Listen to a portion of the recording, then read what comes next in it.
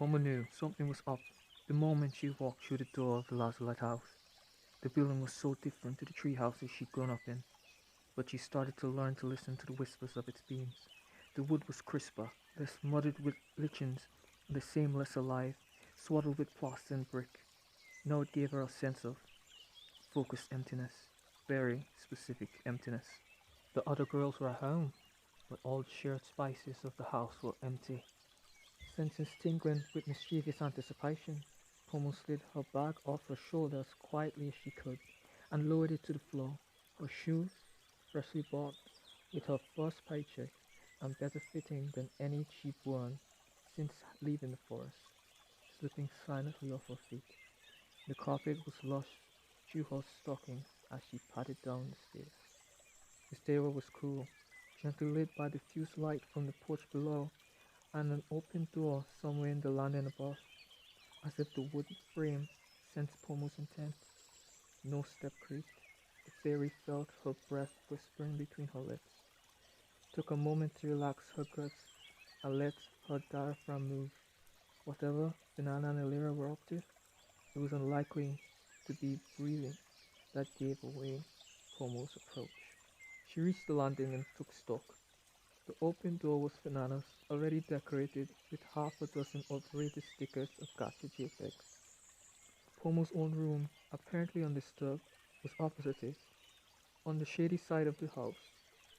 In front of her was the bathroom, and she didn't think they'd be there, although Banana probably had a tag for that. That left the big room on the right.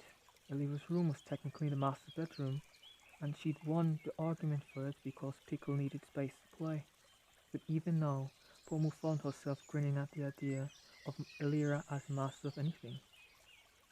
Pomu pressed her back to the wall, her skin giving a shiver at the touch, and she started to slide along towards Elira's door. Should she knock? They hadn't all lived together long, though it felt like much longer, and Fernanda's bathing habits had quickly dispelled most norms they might have shared around privacy. The question was, really whether it was more fun to knock first and see if they squealed or burst in and catch them at whatever it was they were up to. Probably better to knock. There was an off chance they were up to something and actually couldn't be interrupted. Pomu paused with her shoulder against the outside of the doorframe, like a special agent in a movie, and reached out to tap the door with the back of her knuckle. There was a distant, heavy noise of muffled bodies shifting.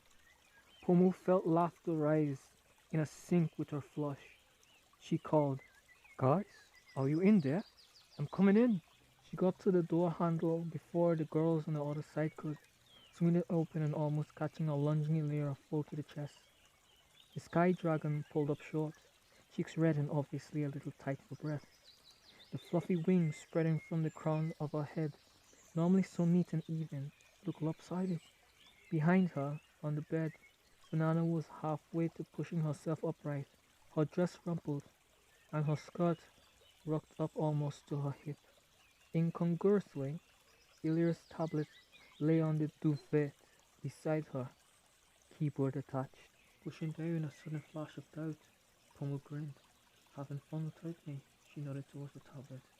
"What are you working on?" Elira started spouting frantically, words tripping over one another as she tried to say at least 4 things at once. Her fringe was so scut that Pomu could almost see her other eye. She looked from the dragon to the mermaid, and something twitched in Finana's face. The faintest hint of smile Pomu never seen before flickering across her lips.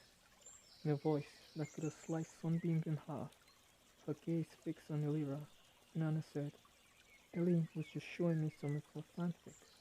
Don't you—" Elira flew across the room like a Kusage ragdoll, all limbs and motions, an incoherent noise. But Finana somehow got out of the way. The mermaid stood smoothly, holding out the tablet to Pomu. Her smirk was. Pomu was glad it was Elira doing the squirming right now. Taking the tablet, she was surprised to see that the screen wasn't locked. How had Finana managed that? It sure did look like a fanfic on display. Pomu read. Oh, Ellie, how could I ever been such a bitch to you? Her breath sang in her throat as she surrendered to his forceful driving kiss. The couch was soft beneath her, voluptuously embracing as she sank back into it, her head welcoming the triumph.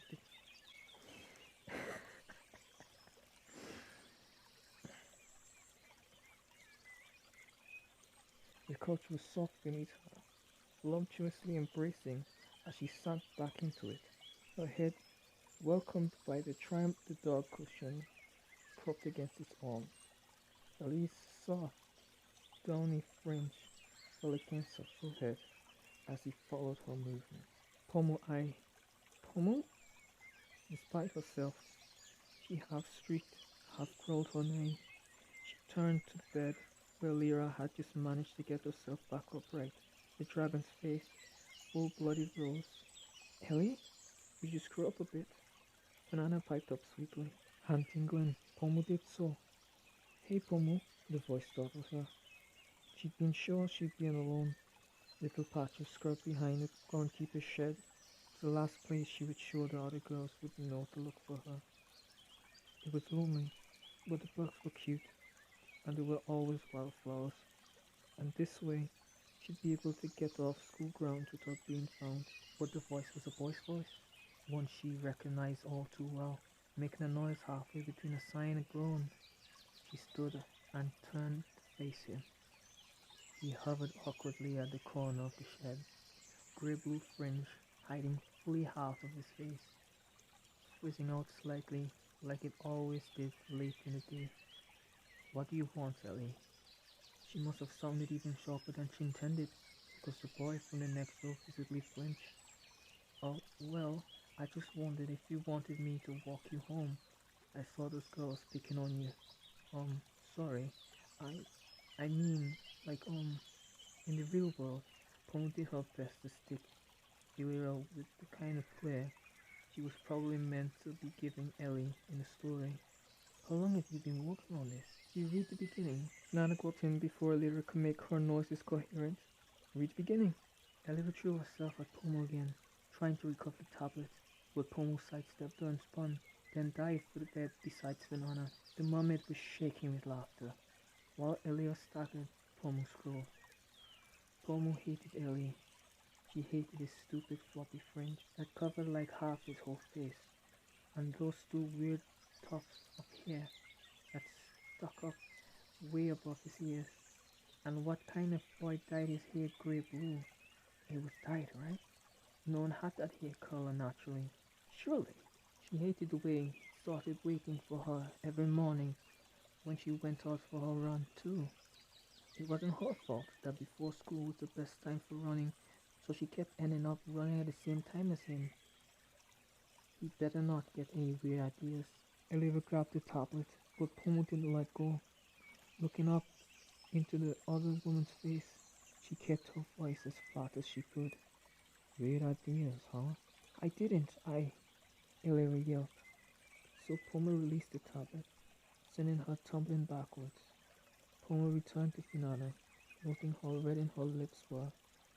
Looks like you had some weird ideas too. The mermaid squeaked and snatched at the blanket. Elira made a mournful little noise and looked at her feet. Pomu felt the atmosphere in the room cool, almost too sharply. Well, are you too serious?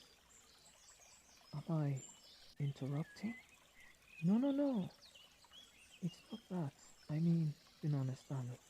Elira took a deep breath and somehow managed to find a sensible voice.